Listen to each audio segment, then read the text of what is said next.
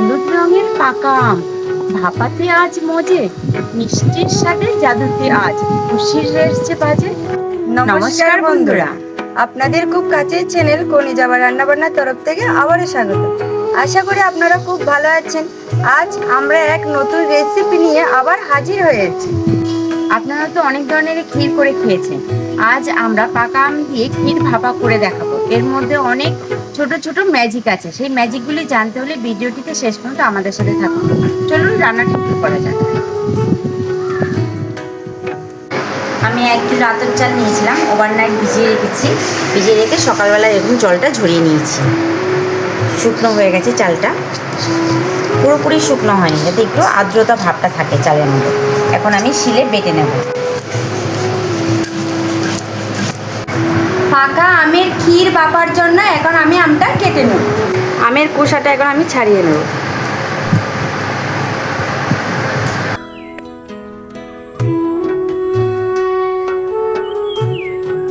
বন্ধুরা দেখুন, আমগুলো সব খোসা ছাড়ানো হয়ে গেছে। পাকা আমগুলি এখন আমি মিক্সারে পেস্ট করে নেব।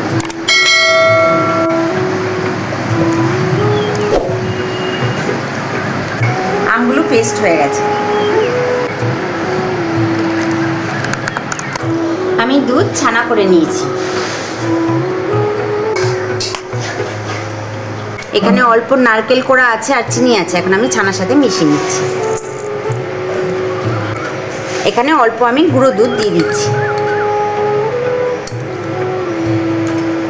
অল্প একটু জল দিয়ে আমি এখন চটকে নেব ছানাটাকে।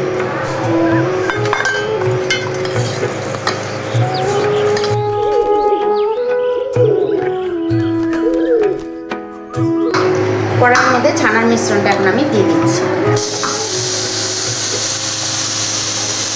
এখন আমি ছানার মধ্যে কিছুটা আমের পাল দিয়ে দেব, কিছুটা কনডেন্স মিল্ক দিয়ে দেব,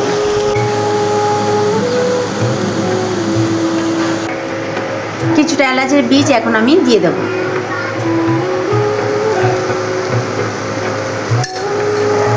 ক্ষীরটা আমার রেডি হয়ে গেছে, এখন আমি নামিয়ে নেব। পাকা আমের ক্ষীর ভাপার জন্য এখন আমি চালের গুঁড়োটা এখানে নিয়ে নিয়েছি।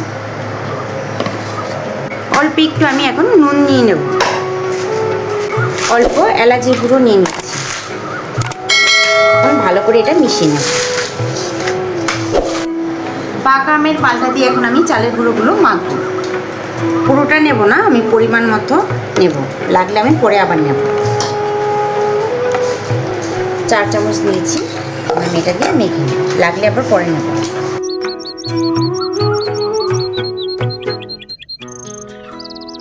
এই দেখুন বন্ধুরা, আমার চালটা পুরো মাখা হয়ে গেছে আমের পাল দিয়ে।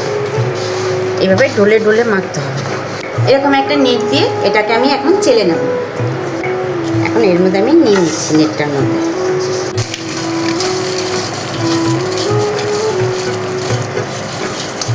এভাবে হাতে ঘষে ঘষে এটা চালতে হবে। বন্ধুরা, পাকা আমের ক্ষীর ভাপাটা এখন আমি তৈরি করে নেব। চলুন দেখে নিই কীভাবে ম্যাজিক করে আমি তৈরি করছি। এরকম একটা ছোট বাটি নিয়েছি, বাটির মধ্যে ওই চালটা যে গুঁড়ো করে নিয়েছি মেখে, ওটা এখন দিয়ে দেবো। দিয়ে দিয়েছি। এখন আমি অল্প নারকেল দিয়ে দেবো। নারকেলের উপরে অল্প ক্ষীর দিয়ে দেবো। উপরে একটা আমের টুকরো দিয়ে দেবো। আবার একটু নারকেল দিয়ে দেবো। তারপরে এই চালের গুঁড়ো আবার উপরে দিয়ে দেবো হালকা করে। উপরে একটু পেস্তা কুচি দিয়ে দিচ্ছি।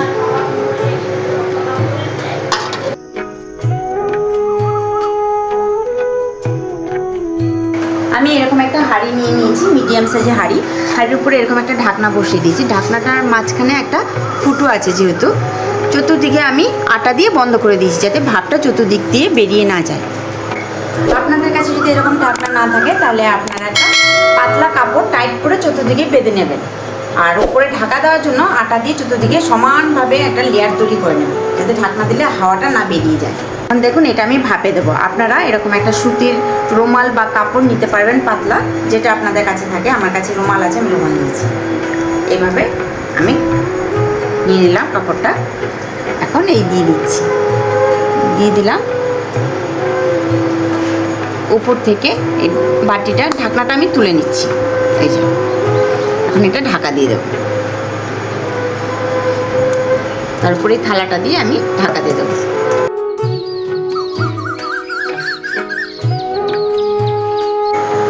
আমের ক্ষীর ভাপাটা হয়ে গেছে, কি করে বুঝবেন?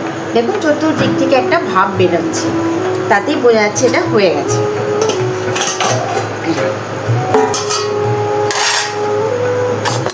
রুমালটা সরানোর আগে ফুদিয়ে ফুদিয়ে সরাবেন, যাতে ভাপটা হাতে না লাগে। ভাপ হাতে লাগলে কিন্তু হাতটা পুড়ে যাবে।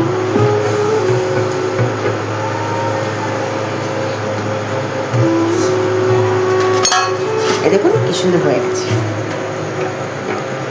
দেখুন এটা আবার আমি এইভাবেই করে দিচ্ছি। অবশ্যই কিন্তু আপনারা সুতির কাপড় নেবেন বা সুতির রুমাল, যেটা আপনাদের কাছে অ্যাভেলেবেল থাকবে।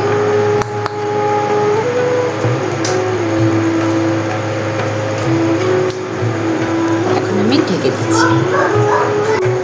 এভাবে ভালোবাসার সহযোগিতা দিয়ে আমাদের পাশে থাকবেন, যাতে আগামীতে আমরা আরও নতুন নতুন রেসিপি নিয়ে আপনাদের সামনে হাজির হতে পারি। বন্ধুরা দেখুন কি সুন্দর হয়েছে পাকা আমের ক্ষীর ভাপা।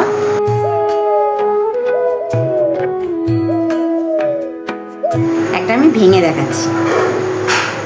দেখেছেন ক্ষীর, নারকেল, আম, কি সুন্দর লাগছে।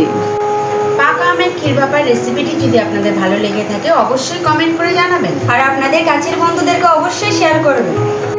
আমাদের এই কোণে যাওয়া রান্নাবান্নার চ্যানেলটিতে যে সকল বন্ধুরা নতুন, তারা অবশ্যই সাবস্ক্রাইব করবেন, বেল আইকনটি ক্লিক করতে একদমই ভুলবেন না, যাতে নতুন নতুন রেসিপি সবার আগে আপনাদের কাছে পৌঁছে যায়। ভালো থাকবেন, সুস্থ থাকবেন, সবসময় আমাদের সাথে থাকবেন।